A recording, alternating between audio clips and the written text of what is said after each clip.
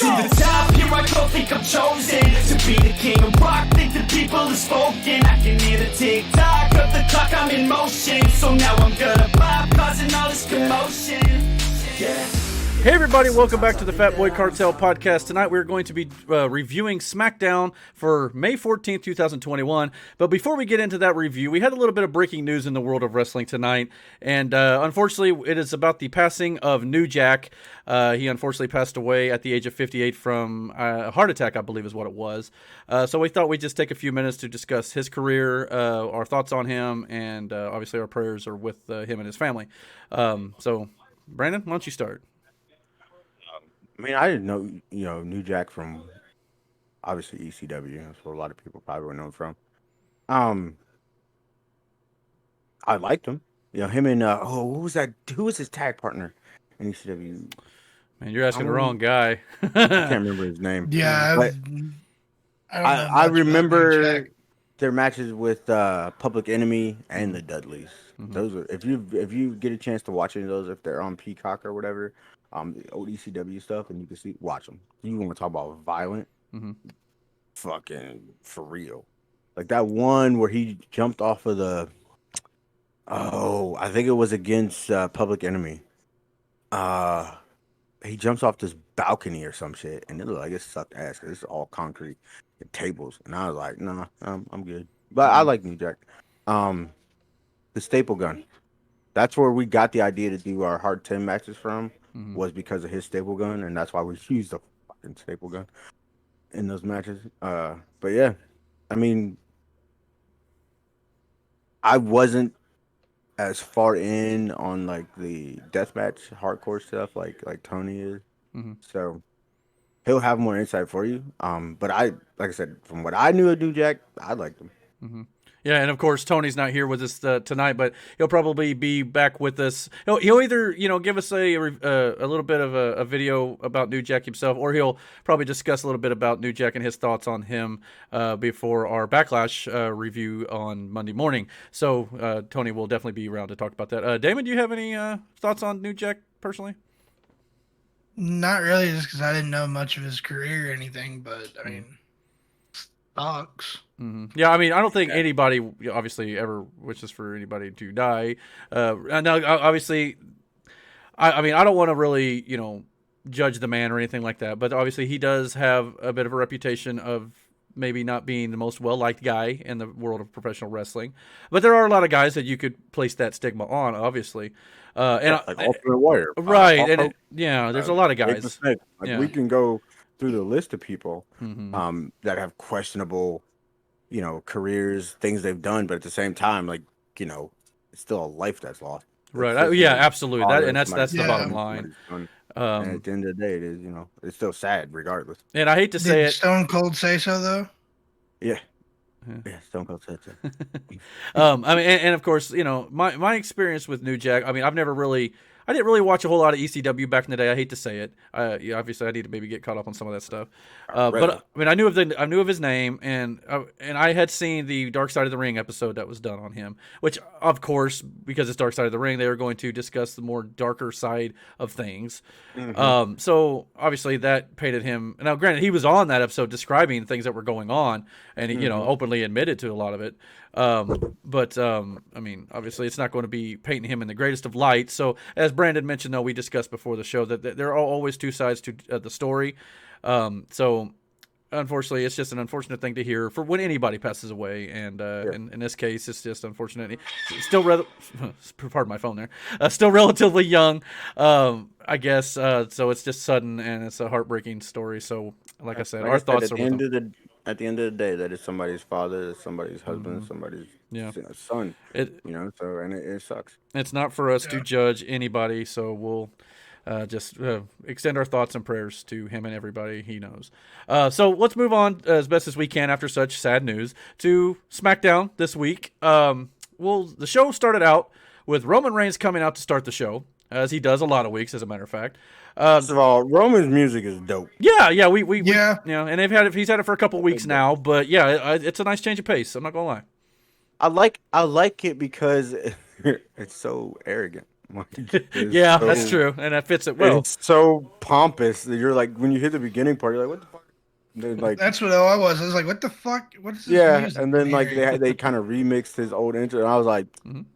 that's just some asshole shit. Like, Yeah, it does fit it pretty well. And I even mentioned in our chat that I mean, I'm used to his old music so much that it's different, but that doesn't mean it's bad. I think it's just gonna take me a little time to get used to it. Kind of like the Moxley like thing, when if he uses Shinsuke, that. yeah, Yeah. and when Yeah. Shinsuke's music changed, it was like that.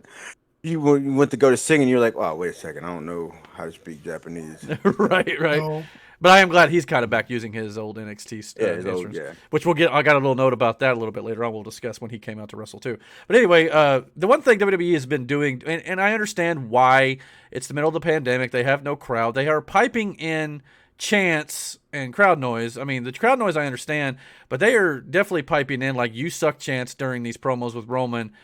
And because we all, or a majority of fans know that this is all piped in, it just feels inorganic to me. No, like, what other choice do you have though? Like, I know. It's just either that or silence. Yeah, I get it, but I guess to me it's a little irritating. I'm just hopeful for fans to come back soon, I guess, but just something to note. And I believe it probably helps with the wrestlers as far as atmosphere goes. Yeah, You know yeah, what I mean? exactly. That Yeah. way you're not just wrestling to a quiet ass room, Mhm. because at that point it's just like, what are we doing? And that was way worse. So as much as I'm criticizing it a little bit here, back last summer when we had no sound, it was Yeah, that shit was whack, bro. don't go back to that. So I get it. But anyway, he comes out with Jay and Paul Heyman, and he says to Jay, "We have issues." Well, Jay was already out there. Oh, okay. Well, yeah, you're right. So Jay introduced him. Okay. So anyway, he tells Jay, "We have issues. We are going to get to Jimmy Uso, but first, let's address Cesaro, his opponent on Sunday. He says he's a great wrestler, one of the best, but how many championship matches has he had?" And I believe Paul Heyman answers 0. Heyman then says that Roman has had 39 championship matches throughout his career, and that's very telling to me of WWE's booking, especially of Cesaro. But I mean, it was a good point, and Roman said, "All right, with that, we'll move on," because I guess that And it's a good story beat too. Yeah, I mean, yeah. It is, but here's my nitpick on it: is Cesaro's been champion, just hasn't been world champion. Yeah, and I think, that's what they were meaning, Yeah. but they just didn't say Well, world obviously champion. that's what they were meaning, but I feel like hold up, like I said, it's a nitpick. It's like you guys they could have clarified how many world championship matches. Yeah, but at the same time, it's like it's to Roman, the only championship that matters is that one. And I can't really. He might have actually said world champion too. I just didn't write that in the notes, so I couldn't. I don't know. I can't remember either. But anyhow, I don't remember hearing it, but my memory is shit, so I could be told. No, but like I wrong. said too, like he doesn't care about any other title. He doesn't. And I get that, Why but would he? just for me, it was just like a little nitpick. It's like, hold on, he's that was definitely the he's held insinuation, though. titles. Yeah. Well, yeah, definitely that. Well, right after he says all this, out comes Jimmy Uso, and he comes out wearing a "Nobody's Bitch" T-shirt. He says that I loved it. Yeah, that was great. I fucking loved that. How long before those things go, skyrocket the merchandise sales? I need one of them shirts, bro. Oh yeah. He says that Jay is standing out there behind Roman like he is one. Jimmy and Jay then start to get into it a little bit verbally. When Roman says Jimmy is all about family, then he should be all about Roman, because all he has done is for the family. Jimmy then said he may be family, but he's not all of the family. Roman then asked Jimmy if he thinks he can beat Cesaro. Jimmy says, "No, I don't think you can beat Cesaro, Roman." Jimmy then points out how many times he and Jay have won tag team titles, and points out that Roman has also lost the title many times, even though he's gotten all those title matches. Roman then said he's a 5-time WrestleMania main eventer, and he carries this company, and that burden Jimmy could never handle. Roman then says Jimmy thinks he can do what Roman does around here. If that's the case, he should then challenge Cesaro and prove to us that he can beat him. So, with that, Jimmy challenges Cesaro. And right after that, Cesaro answers that challenge, comes right on stage and says, "I'll accept your challenge tonight." And says he'll beat Jimmy tonight, and Sunday he'll beat Roman for the Universal Championship. This whole thing took a total of 20 minutes to open this show. That's my only big nitpick about it. Otherwise, it's good storytelling. But man, they take a long time to get there. It's weird because like SmackDown has been usually about like the starting first out hot thing you get is a wrestling match, right? And then you'll get some of these talking segments, and it's probably because like, all right, let's get this out of the way. first. Mhm. You know what I mean? Yeah. And then we'll get on to what we need to get on to. I mean, that's a minor nitpick to me because this story is being well told for the most part. I have a little nitpick about it toward the end, but we'll get to it. I think I the dare whole say the Roman's best whole story in all storyline, of has best thing in pro been wrestling Yeah. crazy in general. good. Just Mhm. best You know, storyline in pro wrestling. Yeah, and you think about all the people they brought in. They brought, Edge was in for that. Daniel Bryan was in for that. I still think what he did last week to Daniel Bryan was an asshole move. Well, Anyway, I'll go ahead and tease a little bit of my nitpick about it, though. To me, the little bit of the nitpick with the story, as well as it has been told, is the fact that Cesaro feels a little bit like a third wheel here. It's all about Roman and the Usos, which that's a great story they're telling. But it seems a little bit like Cesaro's being a little overshadowed here. And he should be the one that's mostly focused on here because it is his first world title opportunity. And unlike a little bit later with Tamina, I got a feeling Cesaro's not going to be successful. So here's the thing, though. I think, and this is me personally, I think, with Roman's ego, of course it's not going to be about anybody else. Like, he didn't give a shit about it. He doesn't care about Cesaro. So that's the image that he's already putting out there. Like, my family situation is what I'm addressing because you're a minor worry to me. You know what I'm saying? Like, Right. I'm not concerned with you. I have other things to take care of first. And he's all, his whole thing since he's even gotten that time. Well, since he came back, and joined with Heyman has been centered around him. He doesn't care about anything else at all.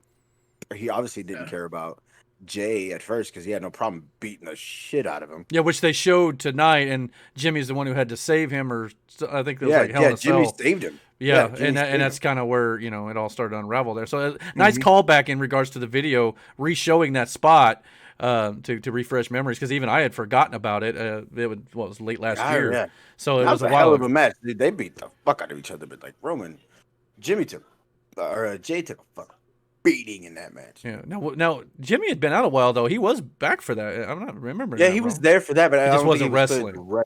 I got you. Okay. Wrestling. All right. Well, after this, we had Nia Jax and Shayna Baszler defending their SmackDown Women's Tag Team Championship against Natalya and Tamina. They kept pointing out before and during this match that Tamina has never won a prominent title in WWE during her career. So, again, kind of laying that groundwork. Yeah. Reginald kept causing distractions during this match, so he got ejected by the official. Nia then laid out Tamina on the outside of the ring with a Samoan drop on the barricade. It was like it sucked. Heel heat on Natalya during the break until Tamina gets back into the match. Natalya and Baszler ended up on the outside. Natalya then tried to do a German suplex to Baszler to throw her into the barricade, much like Nia did earlier, but she missed the barricade by at least a few feet. That wasn't a very good spot. But Baszler still was laid out, and it was 2-on-1 on Nia. Nia got knocked down by Natalya, and Tamina then hit the Superfly splash off the top to get the cover on Nia Jax to win the SmackDown Tag Team Championships here. Good for Natalya and Tamina, in my opinion. All Obviously, I'm saying is this was drawn out. Like, this whole thing was drawn out way too fucking. Oh yeah, I tuned out of this match. I turned the volume down on my iPad. Not just this I was match. like, it's like just This whole story was drawn out way too long. Oh yeah. Look, I'm happy she won. and we've seen him wrestle over and over and over and over and over Yeah. and over again for weeks now, but I'm happy they won. Good for them. But like, I want to be done with this shit. I'll tell you right now, I just hope this means we won't be getting Nia on every show moving forward. Shayna Baszler gets back on her own again. That's the big thing to me. Natalya and Tamina then also cut a promo after the match saying it's never too late to follow your dreams. They're both very emotional here. They even got the celebration pyro treatment from the company, so they definitely were trying to make this out to be a big deal. It is. I mean, it is a big deal. Yeah. It is a big deal to Tamina. I mean, look, no matter what, winning a title, it's a big deal. No matter the title, it really is. Especially if you've been somewhere for so long, you've done, and you haven't got that opportunity. So when it comes, regardless of anything else, it feels so much more than just I got this thing now. It is like validation to you that everything you've been through, it meant something. So I understand why they got emotional. I mean, I get it for Natalya and Tamina for sure because they've obviously put in years of work and they've been loyal to the company regardless of whatever might have happened here. But to me as a fan, It would mean more to me if the titles meant something. These tag team titles are. And you're 100% right about that. But yeah, other than that, to them, it means the world. Right. So I'm not. I'm not gonna happy. take anything away from them, but fucking Christ, was it? It was just too long. The storyline went on for too long. Mm-hmm. The aftermatch interview was cringy as fuck. Mm-hmm. And as soon as that came on, I was like, I'm done. I'm gonna tune out for a little bit. Yeah. Just turned my volume down and. I hear you. Like I said, congratulations, ladies. Yeah. And let's hope they do something with them. That's the key. That's the thing. And they won't. Yeah, I know. We'll see what they do. I mean, but yeah, they've had a track record of not really caring about it. So which is shit because like they have a huge female talent pool, and you have enough females that you can do a decent tag division with proper build for sure. Yeah, and you don't, and I do not understand that shit. Yeah, because Vince doesn't care about tag team wrestling in any respects, whether it be men or women altogether for the most part. Anyway, moving on. After this, we had Paul Heyman interview in the back. He said he doesn't know if Jimmy Uso can beat Cesaro tonight, but this Sunday Roman will definitely defeat Cesaro. Obviously, for all any smart fans out there, we call that a spoiler, Paul, because I don't think anybody expects Cesaro to win on Sunday, unfortunately. But he shouldn't, though, from a proper booking standpoint. Fucking bananas if he did. If he did, I mean, it'd be one of those things. I'm happy for Cesaro, but at the same time, I feel like it would be the totally wrong booking decision. I mean, at this point with Roman's character where it is, but we'll see what they do. But eventually, you're gonna have to have him lose that title, right? I just feel like you need, like we've just discussed before, it needs to be like a Mania moment against the proper. And I'm not saying Cesaro wouldn't be a good candidate to be that proper guy, but it's not the timing for it right now. No, not right now. No. So, yeah, it's still too early in his run. Right. After this, we had Apollo and Commander Aziz in the back, and then I guess they came out to the ring to present Commander Aziz the Nigerian Medal of Honor. He says with the help of Aziz, Apollo has restored glory to the Intercontinental Championship, not necessarily so, and has brought honor to his home, Nigeria. Says he may be Intercontinental Champion for life, and even Pat McAfee was playing the heel character here, talking about how this is so much, it's very historic that this is happening right now. But he's saying what he has to be, has to say. Not gonna lie, I completely forgot Pat was on fucking commentary. Right. Like I heard him and Michael go at it in in the Nia match, but it didn't dawn on me until he showed on screen. It's like, oh wait, yeah, I forgot. Pat's on commentary. I mean, I like Pat McAfee, obviously, as a Colts fan, of course. But and he's trying here, but he was much better in NXT so far from what I could tell. Obviously, he was more of a wrestler there anyway, but it seems like the stuff that he's saying on commentary is the exact thing, almost verbatim, they tell Corey Graves to say.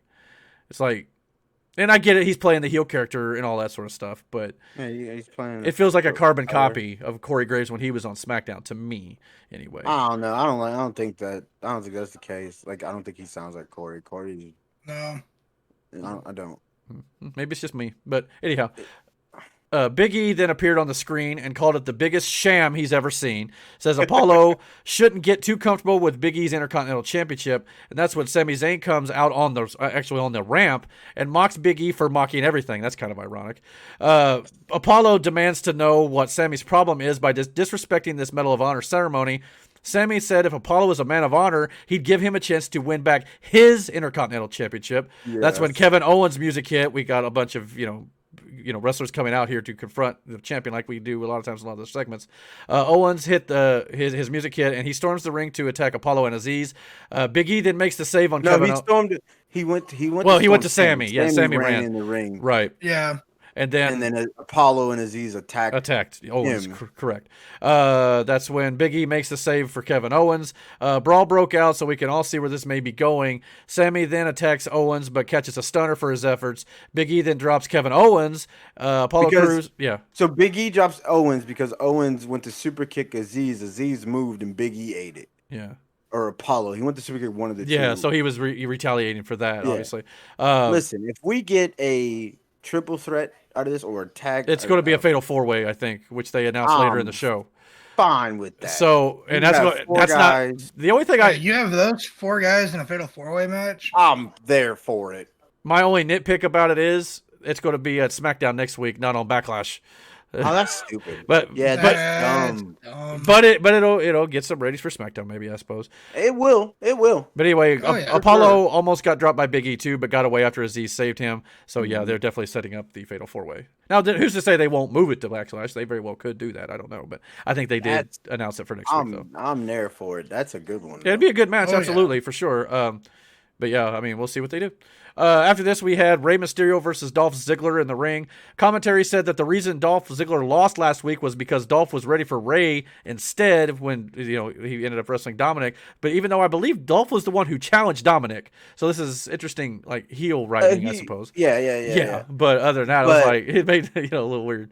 You still lost though. Fam. You're right, and you're the one who challenged him, so it's like Even outside of like, if that's correct, and Dolph challenged Dominic, that the pure fact that you said I was prepared for Rey, but got Dominic, which is the same and still thing. lost, And then you lost though. and you still lost. That doesn't help your case. No, Like, that because makes if it you're- worse. Yeah, but it makes it worse because if you're ready for Rey, you face his son and you lose still. What does that say about you? Now, granted, to be fair, Dolph himself did not say this. Commentary said Dolph said this earlier in the day, so I guess, yeah. But even still, it makes Dolph still look right. Dolph look bad. Yeah. Although, despite all this, it was a pretty good match. But the finish came after Dolph thwarted an attempt at a 619 and super kicked Rey, but Rey kicked out at 2 as Dolph goes for the win. Though he showboats at the official and goes for a body slam, but Rey uses the momentum to roll up Dolph Ziggler out of a body slam for the win. I thought that was pretty creative, the way he pulled that off. Rey's pulled off some creative. Yeah, he has, and I've just never seen one out of a body slam formation that I can recall. But anyway, good match. But that's twice in 2 weeks now where one member of the tag team champions has been beaten and taken the L. At least it wasn't a straight up tag team match where the tag team champions lost. But you know me, I'm not a fan of ever pinning champions very often. You can do it. But this is a singles match and it has nothing to do Agreed, but it's still a champion losing. They lost yeah. on their own hubris. You know what I mean? Agreed, and he was showboating, which is what Dolph does. So yeah. So technically, you lost because you were being stupid.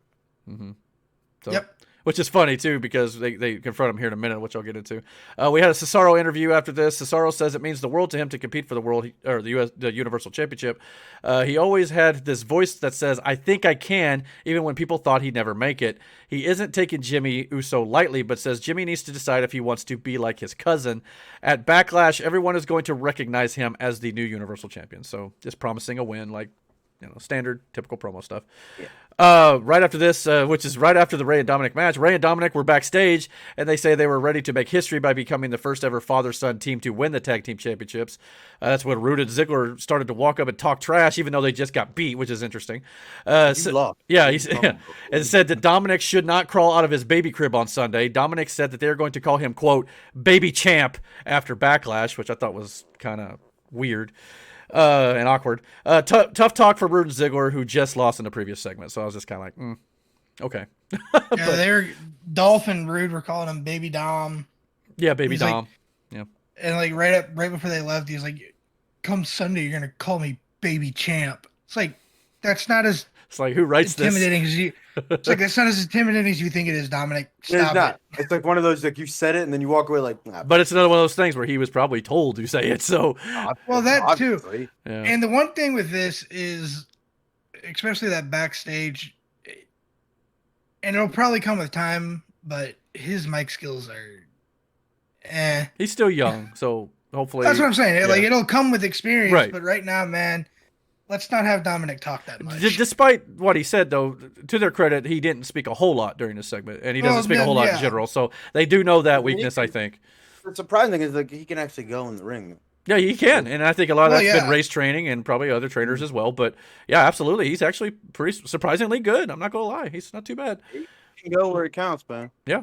After this, go ahead. He can work on and improve on. You know what I mean? Like he can go though. Yeah, he absolutely can. Yeah. And I fully expect him and Ray to win the titles, and it's gonna be a big moment and first ever You gotta father think son. about this too. Like he's got to feel his, at some point feel those damn shoes. Mm-hmm. Yeah. And that's got to be a Good fucking- luck. Yeah. Ooh. It's a tough bar there. Ooh. That's a long career with a lot of great highlights. I hate saying that. Yeah. It's like you don't want him to, and I'm sure he doesn't want to be like, and I know Ray doesn't want that kind of pressure on him either. You know, be your own man, but like you cannot help but to have that kind of mentality when you have your father. Yeah, you're in his shadow. Yeah. You know, and a lot of guys have stepped out of that. Randy Orton's a perfect example of that shit. But also, if done correctly, though, in a few years' time or whatever, you know, Ray's still his. You know, he can break away from Ray, maybe even turn on him, or do one of those old classic storylines to where he can become his own man. So there's definitely ways you can go with it. But right now, it serves narrative sense to keep him with Ray for sure. After this, we had Bianca Belair coming out to the ring to cut a promo. She says she is the BEST, as her gimmick there. Bayley appears on screen, and with that horrible scripted laugh of hers, I hate it so much. It's so cheesy and so cringe. She said Bianca must be a big idiot if she thinks she's going to get in the same ring with her before Sunday. Bianca said it's going to be the roughest, toughest, quickest victory yet for her. Bayley then laughs again more annoyingly than was before. And this is, in my opinion, trash. But that's when it turned around, though, all of a sudden, because Bayley's character was insufferable. But once Bianca mentions the fact that Bayley got thrown down the ramp by the Bellas at WrestleMania, this is when Bayley started to cut. It was rather short, but it was a really good promo. She got real serious, stopped with the goofy laughing, and said that Bianca reminds her of her own past, seeking the attention, says she's going to end Bianca's reign for good on Sunday. So I thought the last delivery was good, but up to that point, this was not good in my opinion. I mean, yeah. I mean, it builds to the match on Sunday, and they weren't touching. Kudos there. They kept them apart, so I'll give them that. But just the way they pulled it off, it was a little But just my opinion. Anybody else got any thoughts on it? It is what it is. Yeah. And it is what it is. Yeah.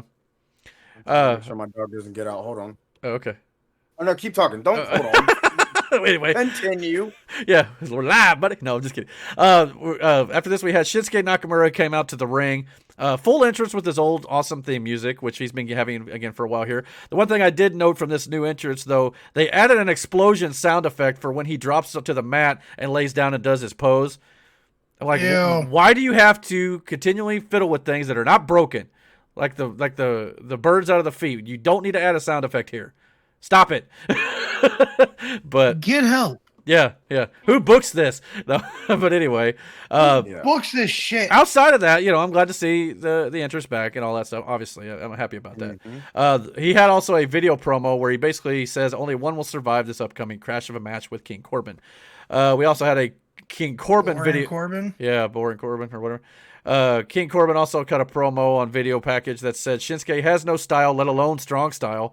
He says tonight he's going to serve him the whole damn feast after giving him a taste of what he could do last week. Yeah, which we all know he's a bit of a chef on Twitter or Instagram or wherever he posts. So it's interesting to throw the feast line in here, at least in regards to his, what he likes to cook. But I don't know if that's something they're going to roll with or is just kind of a one-time thing. We'll see how that goes. So we got Nakamura versus Corbin. The finish came when Corbin tried his running around the post spot back into the ring after Nakamura to turn Corbin. He turned Corbin's momentum against him to put him in the triangle choke. And Corbin pinned Nakamura clean while Nakamura still had the triangle choke locked in. Then Nakamura, after the match, attacked Corbin with the Kinshasa, and then he lifted up King Corbin's crown, pretended it was heavy a few times, playing with it, and then holds it over his head and places it on his head. How dare he besmirch Corbin like that? The baby face, I don't know shit. Good for Shinsuke. Take that shit off him. This was meh to me. I want King Shinsuke, not King Corbin. Well, don't get me wrong. That's something different, which, in a few minutes, too, they show, Shinsuke backstage admiring himself in a very peculiar way with a full-size mirror in the back. So I was like... He posing for himself. Yeah, it was interesting. King Nakamura. That sounds like it could be a thing. Hell yeah. I'm down for that. I'm down for it. You guys are more enthused than I am, but at least it's something. King, here, you're going to give somebody with the kind of charisma Shinsuke Nakamura has? Well, don't get me wrong. He's definitely got that. On it? Are you serious? No, I'm not. You rename the Kinshasa the Kinshasa. Bruh. Not too shit. It's a little corny, Damon, but I like it. Now Damon sounds like Corey Graves. Boy, they'll hire you right quick. Shit. Ideas like that, you'll be first in line on the creative team, man. The king of strong style. There it is. That's right up there with flying birds. But What Brandon said is exactly why they should do it. Yeah. King of- He's already he's had that nickname since he's came into the damn company. Yeah, Might as well good point. Of Give course, him a fucking crown for it. anything to take the crown off Corbin's head, I'm all for, because I'm tired of King Corbin. But we'll see what they do. It's at least a different direction for both these guys. Yeah. So we'll see what happens. My opinion on the King gimmicks, let them run a couple years, fine. After Yeah. that though, stop Drop it. it. Yeah. Me personally, I'm just happy with calling him the King of the Ring and keeping their same gimmick. But yeah, at least I get the point of at least doing it for a while for sure. After this, we had Apollo and Aziz barge into Adam Pearce and Sonya Deville's office, all awkwardly facing the camera, kind of like WWE does. All four of them facing. It's so weird. It's so awkward. They're not even looking toward each other. It's weird. Sonya then says that they might want to be careful, or Adam Pearce may make Apollo face Owens, Sammy, and Big E next week. That's when Adam Pearce kind of gave her this look and reluctantly agreed that was a good idea. So next week he signed Apollo to defend the title in the Fatal 4-Way match we discussed. After Apollo's crew stormed off, Adam then turned to Sonya Deville in a very stern voice and said, "Don't ever undermine me in front of the superstars." And then Sonya Deville smirked and walked away. So obviously they're building that. They're obviously going to butt heads at some point here. I don't know where they're going. Yeah, like I said, I think Adam's gonna go to Raw, and It's very possible. They've done that whole split thing before with separate GMs and all that. But definitely some sort of animosity there for sure. But yeah, we'll see. We talked about Shinsuke with the mirror. Then we had an Aleister Black video package. He's holding this book entitled Tales of the Dark Father. He says Father taught him the lesson, which is what this video is about here. He was wrong for fighting his true nature. Says he's a cruel man because you have deemed it so. He goes on to say, and I quote, "I was cut from steel while you were made from dirt because I was chosen. I saw greatness and I chose to while you chose mediocres." Anyway, I think I got that screwed up. But I understand it's easier to take it. Yeah, sorry. Struggle bus is here. Yeah, take two. He said, but I understand it's easier to take a seat and watch life happen than stand up and fight through it. I could help you, but I won't. You're not a participant. You're a spectator. Not sure who he's exactly talking to in this promo here, but I guess we'll see. Is he just talking to the crowd? Everybody. Okay. Yep. I wonder if it's someone in particular. We just don't know. But you could be right. I think he's addressing everybody. Okay. Well, very well possible. I'm gonna say he's addressing everybody until they figure out who the fuck they want him Exactly. to. Yeah, it seems like they're killing time, and he wasn't even on the show. I think last week. So I wouldn't mind seeing a heel version of Aleister Black. At least he's on television. He wasn't on TV for what, 6 months. At least he's back on TV. He was hurt, wasn't he? I think so. I'm not sure. I want to say he might not have been, but I don't know for sure. Maybe you're right.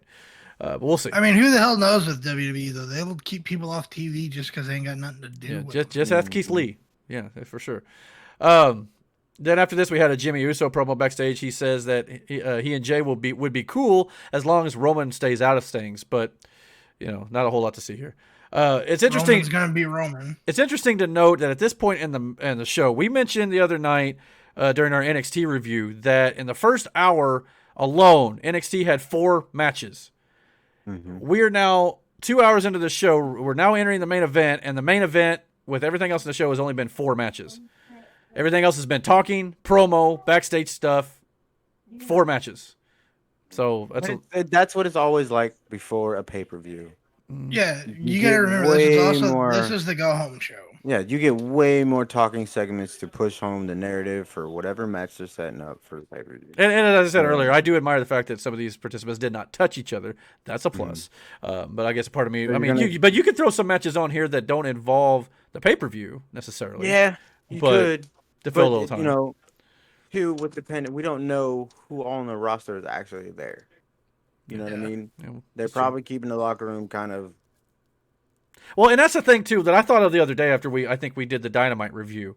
We obviously in all these shows we obviously as reviewers of these shows we tend to criticize certain things and praise other things, but a lot of times we tend to forget during this time period, especially this year, and even as of right now, until everything kind of gets back to normal, it's almost unfair to criticize certain things because we got to understand these companies are all working at a bit of a handicap due to this whole situation.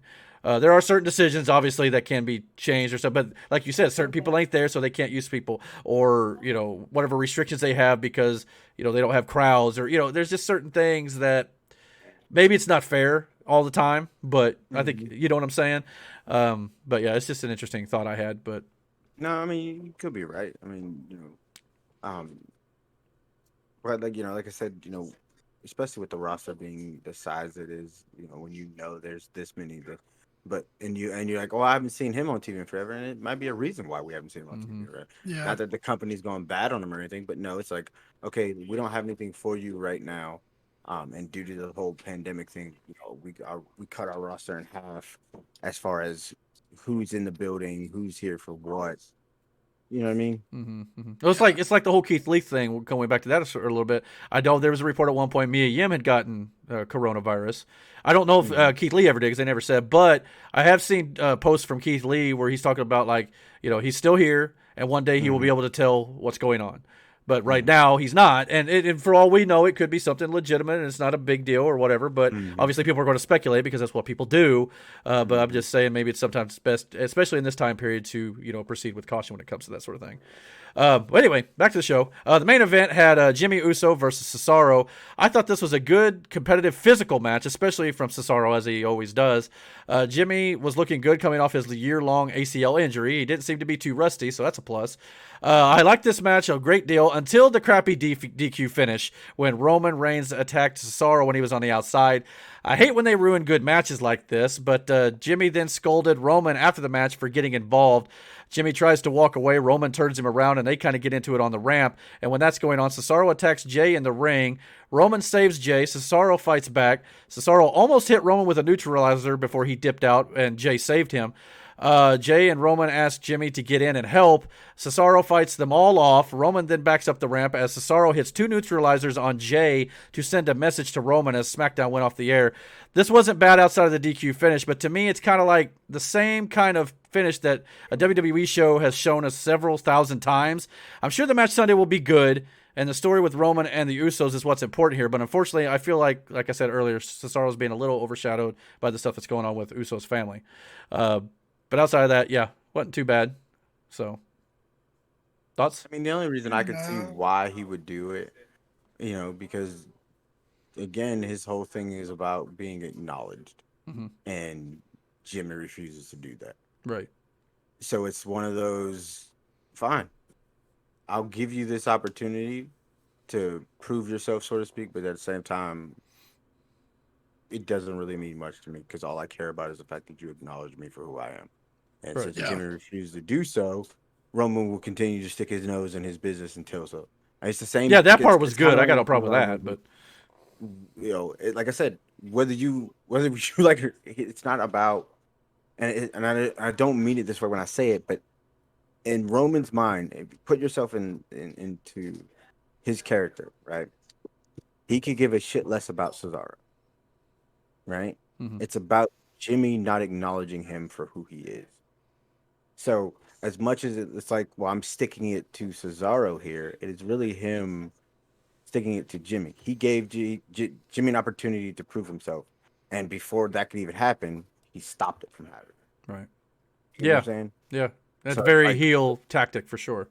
It's one of those acknowledge. It's about Roman. It's not about Jimmy. And fuck less about Jimmy. Give a fuck less about Cesaro. It's about being acknowledged as who he is, who he has set out to be, and who he has at this point proven to be. And until that happens, and I mean, despite the nitpicks, the Roman stuff and this entire storyline is still the best thing on the main roster, bar none. So regardless, I mean, regardless whether I like the DQ finish or the fact that maybe the whole, I'm sending a message to the champion before the pay-per-view, right before the pay-per-view on the go home show, as obviously cliche and it's been done a million times. It's still the best story in WWE main roster for sure. So, well, if there's no more thoughts, I guess we'll end the show. The thing. Do you think Jimmy will bend the knee?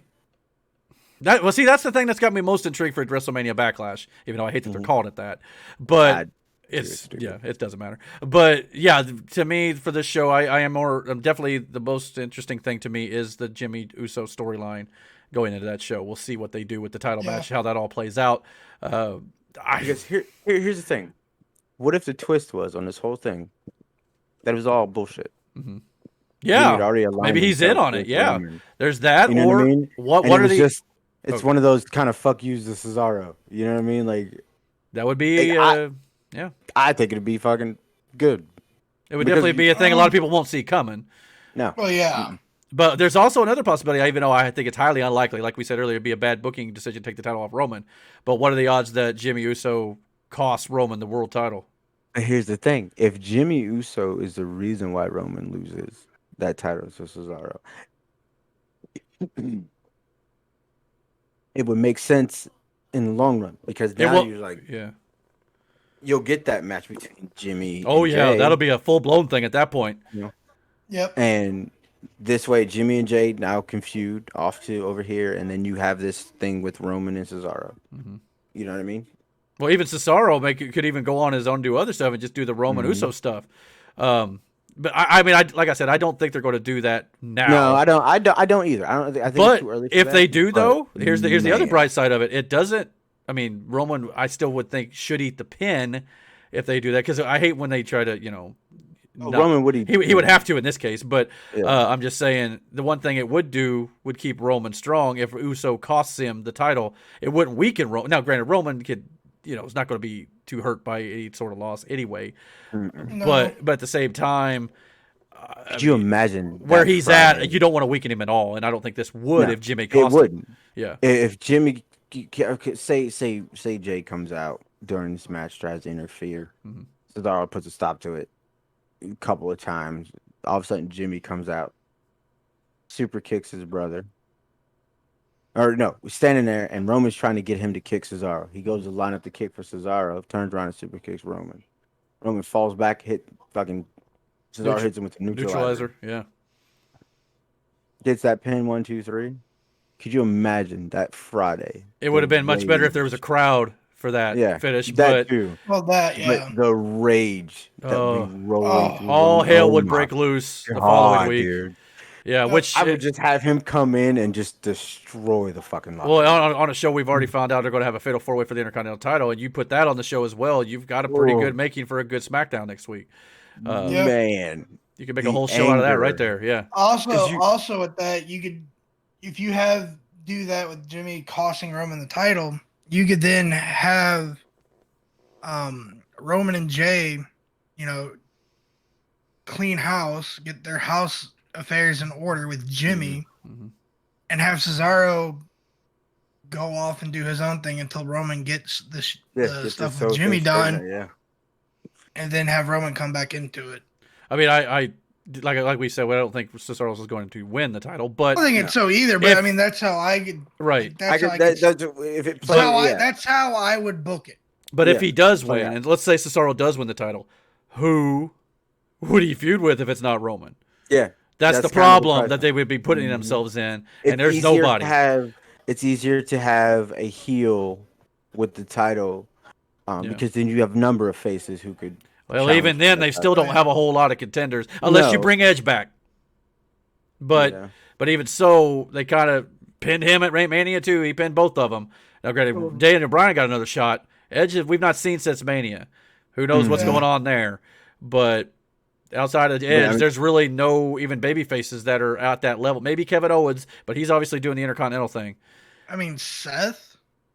He's not really a. But they did tease that feud about a week or so ago when Jay cost Seth his match. And so, and Seth kind of confronted Roman about it. So that could be a direction they go. Maybe you turn Seth babyface, but heel against Cesaro. I guess you could do for Yeah, now. like and then Roman with their history with his history with Seth yeah, could go to Seth like, hey, I gotta take care of some of the stuff with some family stuff here. yeah. Go fight essentially, and it doesn't fit Seth's character, but go take, go do my bidding for this. Mhm. Then if you win the belt, give me the shot. Exactly. You could do that whole thing too, but I mean, you could do it, but it doesn't fit. It doesn't really fit. yeah. fit Which is why I fit don't think any of this will Seth's happen. character. Obviously, I think Oh, yeah, Roman's no. Roman's retaining. He better retain, really, for the most part. But even then, Yeah. you could still do Seth after that too. Maybe little things you could develop that, or you could do Cesaro again, depending on how you book it. There's ways of going about it, but we'll see what they do. But anyway, that is our SmackDown review for May 14th, 2021. What did you guys think about this show? Did you like the stuff they did with Roman Reigns and all this other stuff they had going on the show? Comment down below. Hit that like and subscribe button. And don't forget to hit the notification bell so you get all the notifications about when we put up new content on our channel here. And until our next review and video, guys, take care. Jesus. Jesus. All right. Yeah, ready to go, man, lock and load. That's right. I swear to God that I can drop you, bro. Yeah, I got a shot and I ain't stopping, no. That's how I know that I'm unstoppable.